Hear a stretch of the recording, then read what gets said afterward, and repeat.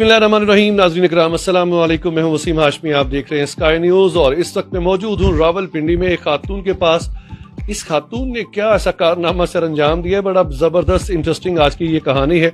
इन्होंने आज से तकरीबन 1.5 साल कबल कीड़ों का बिजनेस शुरू किया। दांतों में कीड़ा नहीं लगता, दिमाग में भी कीड़ा हो सकता है, लेकिन वो जो दिमाग का कीड़ा है ना, वो परिंदों की खुराक बन सकता है, जिससे आप बेशुमार पैसा कमा सकते हैं, घर का निजाम बेहतरीन तरीके के साथ चला सकते हैं। मेरे साथ मौजूद है ताहिरा, आइए इनसे बात करते हैं। अस्सलाम वालेकुम ताहिरा। वालेकुम सलाम। कैसी हैं? अल्हम्दुलिल्लाह ठीक।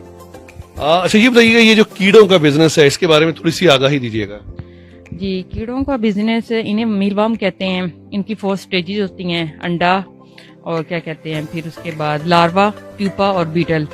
और ये एक मसलन अंडे से जब ये लार्वा बनता है, हम लोग वैसे लार्वा सेल करते हैं और केजीज के हिसाब से हम लोग देते हैं 8,000 फी किलो। लेकिन ताहिरा, जब आप इस बिजनेस को आपने आगाज किया तो वो कौन सी ऐसी मोटिवेशन थी कि आप इसकी तरफ राग़िब हुई? ये मोटिवेशन ये थी कि मैंने सर्च किया था यूट्यूब पे, मुख्तलिफ आइडिया सर्च करती थी कि घर में रह के मैं कुछ काम कर सकूं।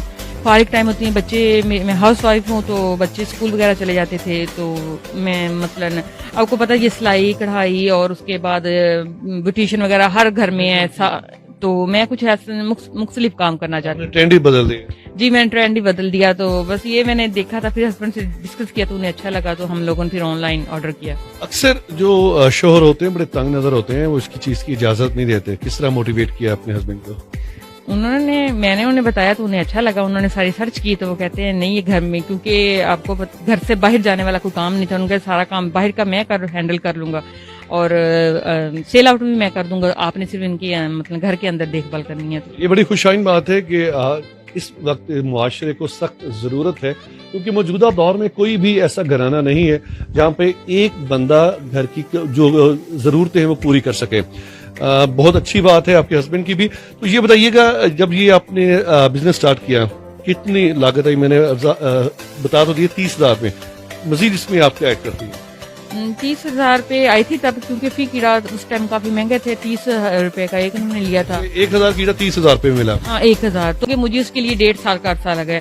जाहिर है वो फिर एक कीड़ा था, 1,000 कीड़ा था, तो उनको सारा करते, फिर उनकी ट्रे लगाते मुझे थोड़ा टाइम लगा है। तो अगर आप लोग कम से कम ज्यादा नहीं, 30,000 नहीं तो कम से कम मैं कहती हूँ 10,000 इन्वेस्ट करें इसमें, क्योंकि फिर उसके बाद ये है कि आपको पता है कभी सर्दी हो जाती है बहुत ज्यादा, कभी गर्मी हो जाती है, होता तो नहीं कुछ भी नहीं है, लेकिन मौसम का इफेक्ट इन पे पड़ता है। अफजाइश नस्ल के लिए बेहतरीन मौसम कौन सा है? इनका बेहतरीन मौसम तो मसलन ना सर्दी ज्यादा हो ना गर्मी, क्योंकि इनका टेम्परेचर मसलन इनका जो कमरे का जहाँ ये रखते हैं, क्योंकि बाहर तो रख नहीं सकते, इनका कमरे का टेम्परेचर 23 सेंटीग्रेड से 30 सेंटीग्रेड के दरमियान होना चाहिए। और 23 से 23 सेंटीग्रेड से लेकर दर्जा हरारत आपका 30 होना चाहिए कमरे का।